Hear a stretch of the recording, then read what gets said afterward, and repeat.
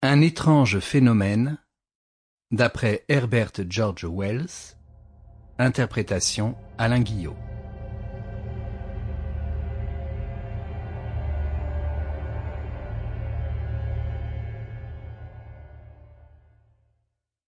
Chapitre 1. La passagère aberration mentale de Sidney Davidson, assez singulière en elle-même, devient encore plus remarquable si l'on accepte l'explication qu'en a donnée Wade. Elle fait songer aux plus étranges possibilités d'intercommunication avec l'inconnu, dans l'avenir.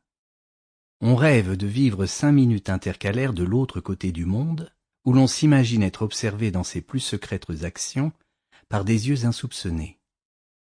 Il se trouve que je fus le témoin immédiat de l'accès que subit Davidson, et c'est à moi qu'échoit naturellement la tâche de relater l'histoire.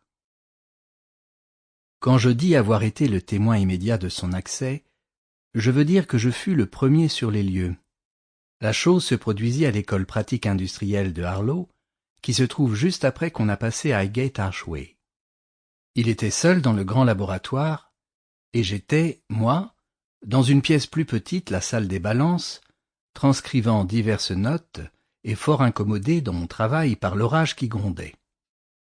Ce fut exactement après l'un des plus violents éclats de tonnerre que je crus entendre un bruit de verre brisé dans le laboratoire.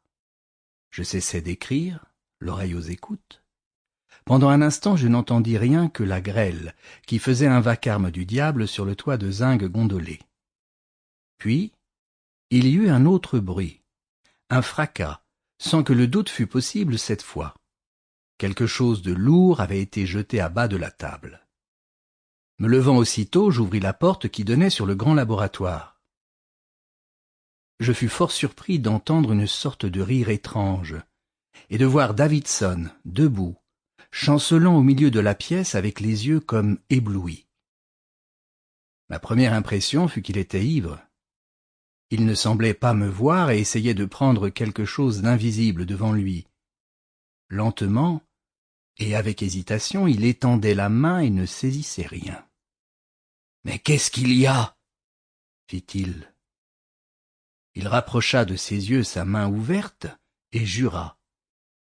Puis il se mit à lever ses pieds l'un après l'autre et maladroitement comme s'il s'était attendu à les trouver collés sur le plancher. « Davidson !» m'écriai-je. « Qu'avez-vous » Il se retourna de mon côté et sembla me chercher des yeux. Il me regarda du haut en bas et de chaque côté sans paraître en aucune... Sample complete. Ready to continue?